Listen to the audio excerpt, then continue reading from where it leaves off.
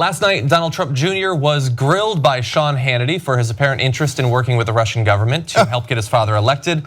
I'm sorry, I'm just having some fun. It was Sean Hannity's show, which is a safe space for the Trump family. And Trump went there and nowhere else because he knew he would be treated with kid gloves for him. So we've got some videos of him explaining why he thinks that he didn't do anything wrong. Here's the first. If there was something that came from it that was shady, if it was a danger to national security, I would obviously bring it right to someone, but I didn't know what anything was. It turns out it was nothing, and therefore there's nothing to be able to actually talk about. The whole contact took how long? How long was the meeting? 20 minutes or so. About 20 minutes. And Jared left after 5 or 10? Yes. Like she said, and Paul Manafort was on his phone the whole time. Pretty much. Listen, like I said, it was pretty apparent that this was not what we were in there talking about. A lot of people are going to want to know this about your father. Do you tell your father anything about this? No. It was such a nothing. There was nothing to tell. I mean, I wouldn't have even remembered it until you start scouring through the stuff. It was literally just a wasted 20 minutes, which was a shame. There's two awesome things. One is you have not committed a crime if you were on your cell phone while doing it. So if you ever murder someone, hold the gun in one hand, the phone in the other.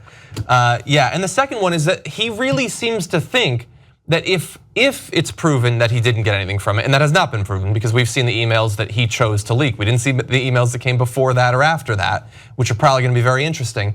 That if he didn't find anything, then he is in the clear. That is not the case. He expressed a clear desire after learning that this was a representative of the Russian government using information given by the Russian government. He said, I want it. It doesn't matter if you end up getting it. That is the crime right there.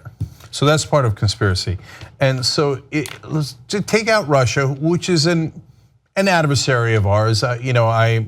They don't necessarily have to be, but they kind of happen to be, right? But even if it was an ally, it's a foreign government that you can't take stolen goods from or stolen information from of value. That breaks two different laws. So, but imagine that it was Al Qaeda, and he's like, look, I just want to hear them out. I went to, Al Qaeda said they had secret information on Hillary Clinton that could really hurt her campaign. So I went and met with them because I wanted to hear them out. That's not an excuse, right? No. Now, take out Al Qaeda and put in Canada, you actually have the same thing. And Russia's somewhere in between. So it's a terrible excuse. Yeah. And then at the end there, if you noticed, he did not answer the question. He asked, now you didn't tell your dad, did you? Like, which is all these Hannity softballs. Now, let's get you on the record here saying all the right things, Don. Yeah. But he couldn't. Yeah, and he kept looking away when he was asked the question, the classic lying thing. Yeah. And look, they're gonna keep saying that Trump didn't know about it. There's some small chance that is the case. Again, it's really hard to say that this was an unimportant meeting to you when you decided to not only go without knowing the person as the son of the president, but you decided to bring his son-in-law and chief advisor and his campaign manager. For some reason, you felt you needed to bring all those people, even though it was a nothing meeting that you don't even remember. That makes a lot of sense. But as Keith Olbermann has pointed out about 1,000 times now on Twitter, it's weird that within 10 minutes of the end of your meeting with this person that produced nothing, your father began tweeting about the 33,000 emails of Hillary Clinton that have gone missing. That is possibly just a coincidence, but that's an interesting one. So yesterday we showed you the video of Trump making the speech between the time that his son set up the meeting, but before he actually had the meeting. And in that interim period, Trump did a speech where he's like, oh, we're gonna get some information on Hillary, you're gonna love it. Yeah. And then it turns out they didn't get the information on Hillary, and hence right after the meeting, he starts saying and tweeting, hey, does anybody have those 30,000 emails that, because they thought they were gonna get the 30,000 emails that Hillary Clinton deleted from the Russians. Yeah, exactly. And so when they didn't get it from the Russians, they're like, damn it, okay, let's just ask for it publicly. Exactly. Let's turn to the video again, just a little bit more from yesterday's interview. Did you hand over any and all documents? Well, I will. I've said it publicly, I said it yesterday. More than happy to cooperate with everyone. I just want the truth to get out there. I mean, that's part of why I released all this stuff today. I wanted to get it all out there. They're trying to drag out the story, in all fairness. Yeah. They have it, they want to drip a little bit today, drip a little bit then. So I was like, here it is. I'm more than happy to be transparent about it, and I'm more than happy to cooperate with everyone. So as far as you know, as far as this incident is concerned, this is all of it? This is everything. This is everything.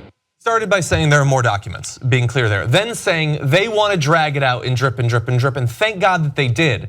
Because each time they did that, he had to revise his story, showing that he was lying from the beginning. First of all, that he didn't remember that it happened. Then that it was about adoption, supposedly. Then that it was just about information was offered, but I had no idea who it was from. And then it became clear that he knew exactly who it was from, and it was from the Russian government. If they had just done the whole thing at once, we would not have gotten the clear trail of lies from Donald Trump Jr. So one of the things that I'm pissed about this story is that we made a master graphic here that accidentally makes Sean Hannity and Eric Trump look cool. Yeah. Okay, Donald Donald Trump, you really can't make look cool. Okay. Eric Trump has never looked that cool. Yeah, Hannity's never looked that cool. So, but yes, to what you said, John, clearly, I mean, he's such a bad liar. He says, have you released everything? I will. Yeah. And then later, it's everything. Dude, keep your lies straight, you're so dumb. But by the way, also, and I know that the right wingers watching this are gonna hate this, look at the don't call it white privilege if you want, call it rich privilege. You're facing potentially multiple criminal issues right there. I'm happy to work to resolve this issue. No, you have to work to resolve this issue because you might well have broken the law. It's like, I would love to talk to the police about this if necessary. No, you need to because you're an idiot and you got yourself in this situation.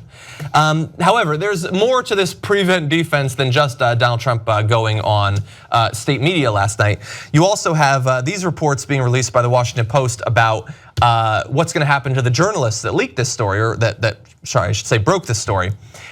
This is coming out of the White House. Their plan, as one member of the team describes it, is to research the reporter's previous work, in some cases going back years, and to exploit any mistakes or perceived biases. They intend to demand corrections, trumpet errors on social media, and feed them to conservative outlets such as Fox News. Although one admits that there is an issue with this strategy, saying the meeting happened. It's tough to go to war with the facts. But some people do. Some people have been engaged in a war on info for quite a while. You can maintain that for years. Yeah, I actually disagree with that last advisor. The conservatives have been going to war with facts for a long, long time, and it's not just conservatives. It's one of the oldest propaganda tricks, which is that if you're attacked on something that is true, counterattack the messenger. It doesn't, like the substance of what happened, the meeting with the Russians, that collusion, was it a crime, not a crime, was it a conspiracy, etc. Don't worry about that. If you can just attack the messenger and smear them, it will confuse the audience. They'll go, I don't know, but is that guy trustworthy, the guy who broke the story? Now, in this case, Donald Trump Jr. actually leaked the emails himself. So you'd have because he knew the New York Times was going to imminently. I know, but my point is that the person who wrote the New York Times story then is irrelevant. Yeah. Because if you said, oh, you can't trust him to have accurately quoted the emails, and then you show other things he did wrong, at least you'd have a leg to stand on. But in this case, the person who they got the information from is Donald Trump Jr. So you'd have to attack his credibility, which can we trust him to release the information without? Yeah, well, we'll see. But they will, and they will muddy the waters, and it'll work great. Well, let's look at a little bit of that muddying the waters. So not just Sean Hannity, but let's look at the way Fox News decided to break some of this incredibly interesting information to their audience. So far, our review has identified key sections. The Crown Prosecutor of Russia met with his father, and in their meeting offered to provide the Trump campaign with some official documents and information that would incriminate Hillary and her dealings with Russia and would be very useful to your father. It continues, this is obviously very high level and sensitive information. I can also send this info to your father via Rona, but it is ultra sensitive, so wanted to send to you first. So that last paragraph there had the classic ... That means there was something that didn't matter, and you needed to fit all the words on one page, so you take it out. But what they took out in that ... was that this information was coming from Russia and was part of the Russian government's plan to get your father elected. Weird that that's what they chose to take out of that paragraph. And so you can have watched that as a Fox News viewer and have basically missed the entirety of that story thanks to their creative use of ellipses. Yeah, they mentioned Russia only once, but in the context of was Russia helping Hillary? Yes. That was in the emails.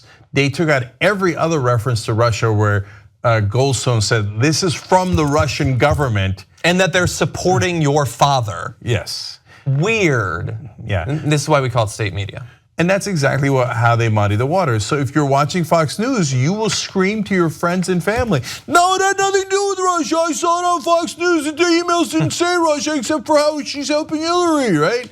And then later they'll attack the writers from the New York Times as they're planning to do now. And you'll go, boy, did you know that guy once had a traffic ticket and might have smoked weed when he was in 7th grade? Did you know that? Did you know that? Okay, and I have family members and friends who come and say that stuff to us, right? Because they hear that propaganda and they just put it out there until people go, I don't know, I can't tell who's right and who's wrong. Yeah, and I know which team I'm on, so I guess I'll just go with that. Support independent media. Come join us at the Young Turks. TYTnetwork.com/join.